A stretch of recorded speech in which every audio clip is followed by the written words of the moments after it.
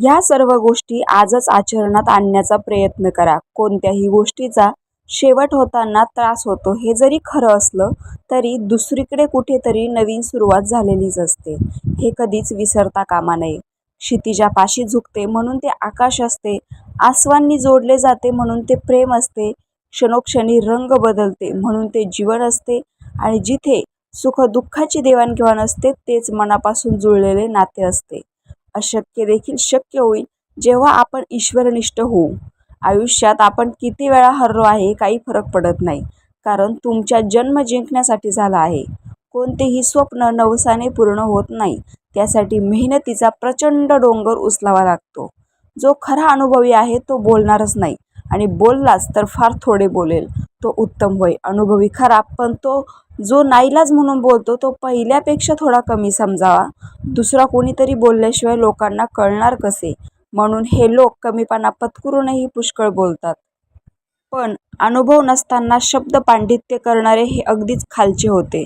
ज्याला अनुभवच कमी त्याला शब्द पांडित्य फार असते. सत्पुरुषाला प्रसिद्धीची किंमतच नसते, कारण तो लोकांच्यात नसतो. परमार्थ न ऐकणारा दोष आहे, परंतु तो ऐकत नसताना त्याला सांगणारा त्याहूनही दोषी समजावा. हा दोष पत्करूनही संत जगाला परमार्थ सांगत असतात, त्याचा फायदा आपण करून घ्यावा. नरदेहाला येऊन ज्याला अव्यंगवाणी प्राप्त झाली आहे आणि तरी देखील जो हरिनामाचा उच्चार करत नाही, त्याच्यापाशी पातक हे ठेवलेलेच आहे.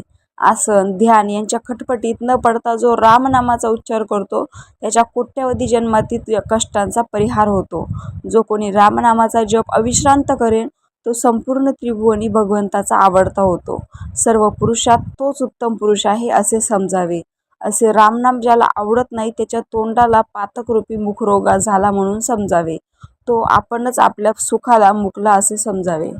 रामनामाशिवाय जे तोंड असेल ते केवळ चामड्याचे कुंड समजावे, आणि त्यात असलेली जीभ म्हणजे चामड्याचा तुकडा समजावा. इतकी कठोर वाणी संतांना वापरण्याचे कारण असे की संत संपूर्ण मानवजातीच्या हिताचा विचार करतात, आणि भगवंताचे नाम न घेता फक्त संसार सुखाचाच विचार केल्याने होणारी अधोगती लक्षात घेऊन ते उपदेश करतात. ज्याप्रमाणे आई वडील आपल्या बालकाचा उत्कर्ष व्हावा म्हणून कठोर भाषा वापरतात, त्याचप्रमाणे संतांचा उपदेश समजावा. चिकूचे बी फळात राहूनही फळ पक्व झालं की त्यातून अलगद बाहेर पडते, अगदी स्वच्छपणे.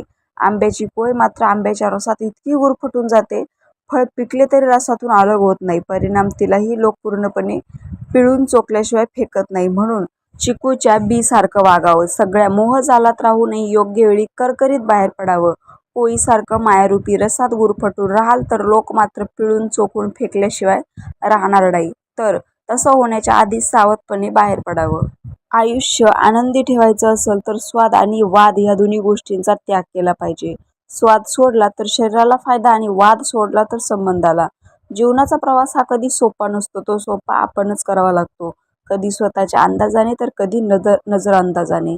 हसणे फार सुंदर आहे, दुसऱ्याला हसविणे त्याहून सुंदर आणि वंदनीय आहे, मात्र दुसऱ्यावर हसणे निंदनीय आहे. स्वतःसाठी रडणे स्वार्थ आहे, मात्र दुसऱ्यासाठी रडणे प्रेम आहे. जीवनात हसणं रडणं अटळ आहे, फक्त हेतू शुद्ध निरपेक्ष आणि परोपकारी असला की सर्व सुंदर आहे.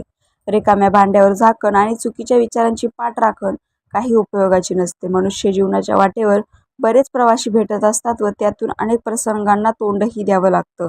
सत्याच्या वाटेवर चालत असताना एकटे पडला तरी चालेल, पण चुकीच्या गोष्टींचे समर्थन करणाऱ्या गर्दीमध्ये मिसळू नका. रामकृष्ण हरी.